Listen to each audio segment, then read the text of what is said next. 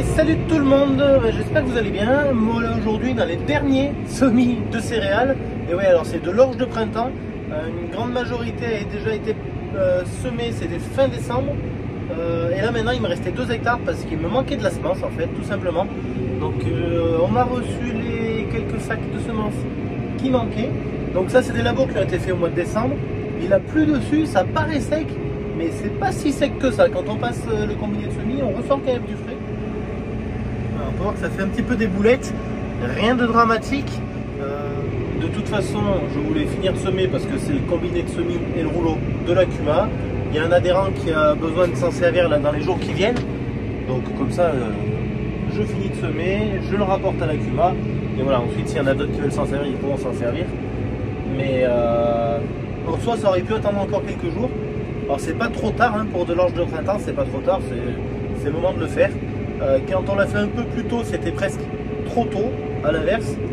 Mais en semant un peu plus tôt, on donne un peu plus de potentiel de rendement. Donc il faut peser le pour et le contre. Le risque de semer trop tôt, ça peut être qu'il se développe un peu trop vite et qu'il craigne les pucerons ou qu'il craigne les gelées. En le semant un peu plus tard, on diminue un petit peu le potentiel de rendement. C'est un choix stratégique à faire. C'est la balance des risques voilà, à prendre. La balance bénéfice-risque. Et donc là, je suis avec le 300 S4 sur lequel on a monté le jumelage.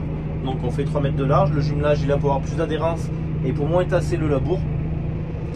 D'autant plus que vous savez que sinon on est en roue étroite, on est en 340 de large. Donc pour un combiné de semis aussi lourd, c'est pas forcément l'idéal.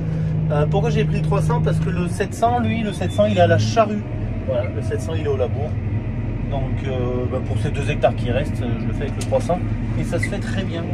Alors ça se fait très bien, mais son inconvénient au 300 pour ce type de travaux, c'est qu'il est un peu léger.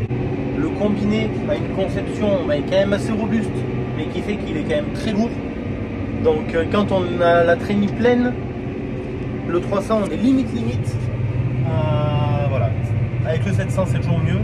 Mais voilà, pour dépanner, pour faire 2 hectares de semis, on va pas se prendre la tête, on prend, voilà, le tout c'est de prendre le temps, semer tranquillement, faire les manœuvres tranquillement, et tout va bien se passer. En tout cas, j'allais dire tiens on va aller faire un tour derrière, allez on s'arrête et je vais vous faire voir le travail que ça fait derrière.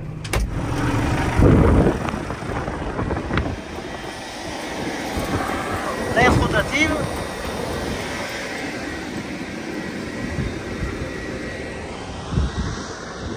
Oui, je disais que c'était un petit peu frais, vous voyez. Il n'y a vraiment pas de mal.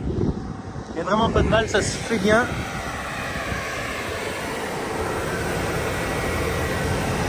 On voit les graines dans le fond de l'arrêt.